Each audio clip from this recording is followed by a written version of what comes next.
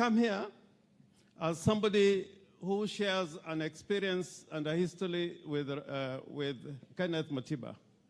I went to the same school, Alliance High School. I am an Anglican. I don't know whether the bishop would know that, but I'm an Anglican.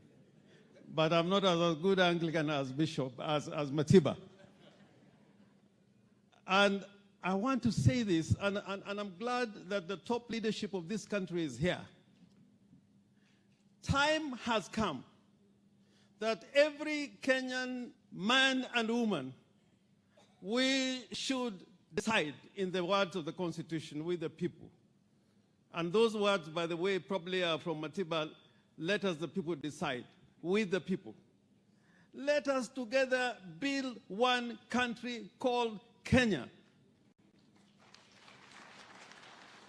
I always find it disappointing that we are more united when there's a funeral. We are united in death. But when it comes to politics, brother against brother, community against community. So I hope with this new dispensation that we are going through, we should be able to bury tribalism and Kenya becomes one indivisible nation. You know, when you are a patriot like Matiba, even the words you speak in Kikuyu find resonance in other languages. Like when you say Kuganaguika. The Luos also say Wachogetemu. Just 3 words, Kuganaguika, Wachogetemu. And then he says, onward ever, forward ever, backward never. And in Luo we say, Orengo.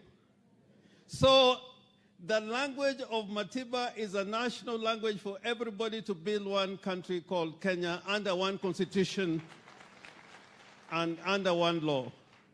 Finally, I hope that we shall follow the footsteps of Kenneth Njindo Matiba, and we as politicians get together and talk the language of peace and unity, the language of bringing people together, and a language that would enable us work for Kenyans together without calling each other's names which we cannot repeat to ourselves in private.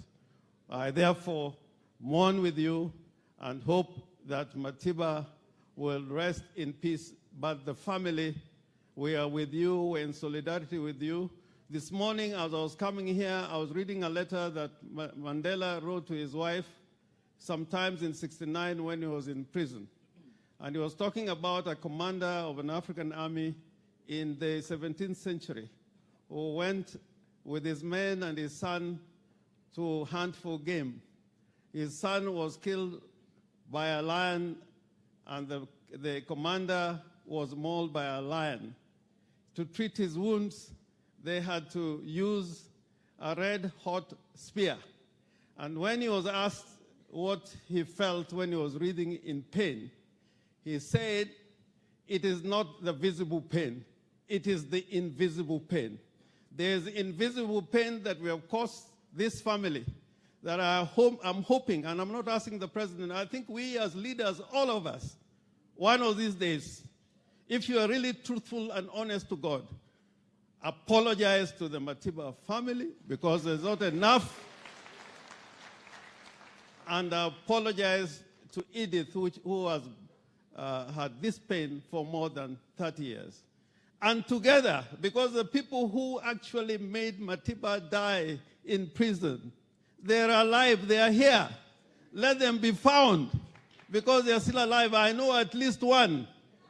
And those people must be dealt with perpendicular. I thank you. God bless.